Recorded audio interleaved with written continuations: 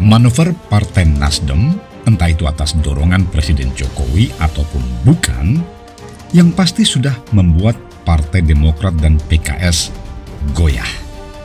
Kunjungan Nasdem ke sekretariat bersama Gerindra PKB seperti menyampaikan pesan kepada Demokrat dan PKS, kalau kalian berdua macam-macam dan ngotot dengan cawapres usulan kalian, kami akan tinggalkan. Ya begitulah kira-kira pesan Nasdem.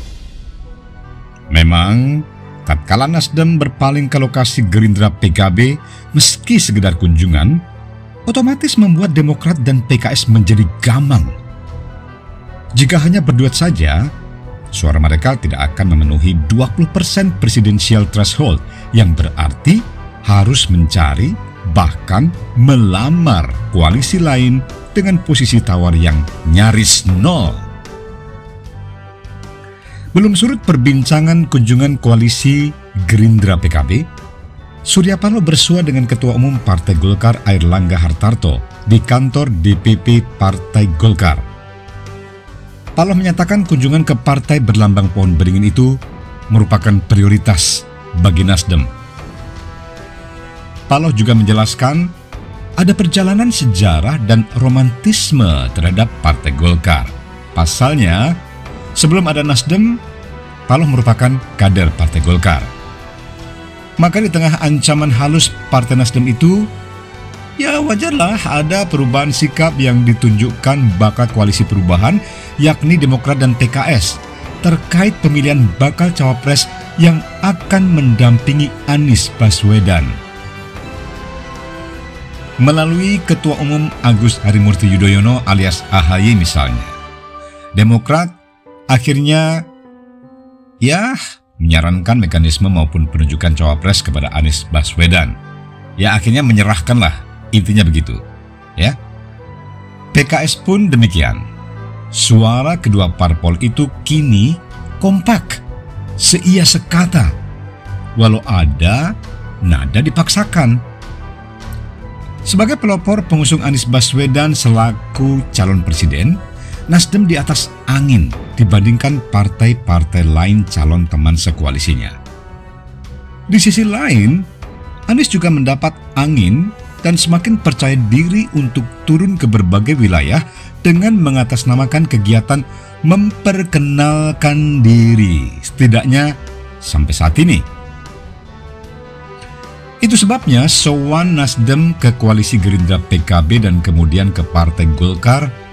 Ini merupakan manuver partai politik yang didirikan Surya Paloh untuk lebih meningkatkan posisi tawarnya di mata Demokrat dan PKS.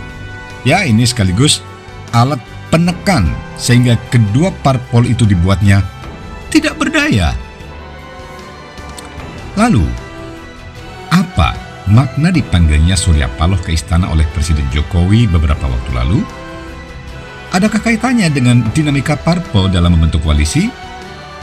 Ya, tentu saja ada. Namun kemungkinan yang paling besar adalah diberikannya dua pilihan Jokowi kepada Surya Paloh. Tetap berada di pemerintahan seperti janji semula sampai Oktober 2024 atau mereshuffle 3 menteri Nasdem yang masih berada di kabinet pasca Surya Paloh mengumumkan pencapresan Anies. Jika itu yang terjadi, ini benar-benar pilihan yang sulit bagi Surya Paloh.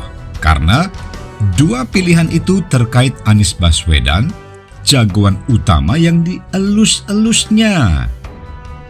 Mempertahankan 3 menteri Nasdem berarti Surya Paloh harus mencabut dukungan atau pencapresan atas Anies Baswedan. Karena bukan rahasia lagi, Jokowi tidak ingin Anies menggantikannya sebagai presiden. Apalagi mengingat kampanye Anies antitesa Jokowi yang dikumandangkan Nasdem sejak awal.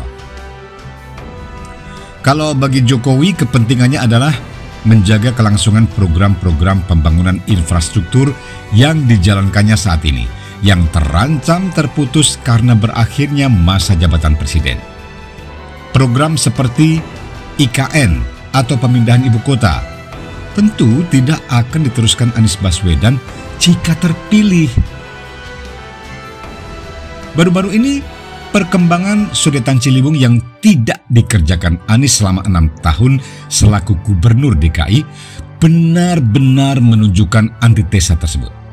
Pesannya jelas, mangkraknya pembangunan sodetan Ciliwung ditujukan untuk Anies. Sedangkan, jika merelakan 3 menterinya dipecat Jokowi dengan tetap mempertahankan Anies, ini akan membuat Surya Paloh dengan Nasdemnya menjadi bulan-bulanan koalisi besar PDIP. Bahkan bakal terjadi pengucilan politik terhadap Nasdem jika sampai menjadi oposisi.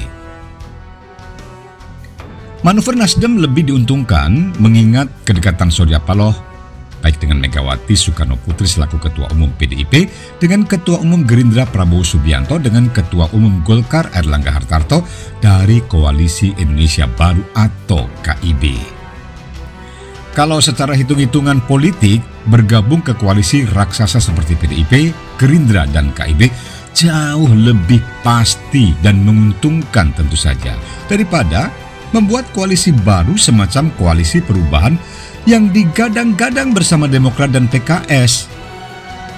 Kalau bagi Surya Paloh, selain terus memperbesar Nasdem, ikut berada di kekuasaan masih kena coattail effect bagi partai yang didirikannya itu. Nah, jika Surya Paloh menempuh jalan tersebut, yang menjadi korban tentu saja Anies Baswedan. Sementara koalisi perubahan benar-benar akan layu sebelum berkembang. Dalam minggu-minggu ke depan akan semakin terlihat konstelasi politiknya.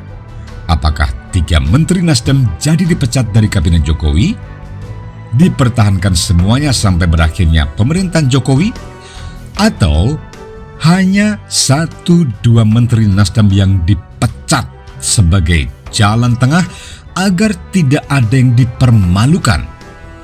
Mari kita saksikan bersama. Nasdem amat berkepentingan dari seluruh apa yang telah dilakukan dan menurut apa yang kami rasakan, bukan hanya keberhasilan bagi kedua partai ini, tapi keberhasilan bagi rakyat Indonesia. Pemerintahan ini adalah pemerintahan yang wajib hukumnya bagi kami untuk menuntaskan roda administratif pemerintahannya secara baik dan sukses sampai akhir masa jabatannya.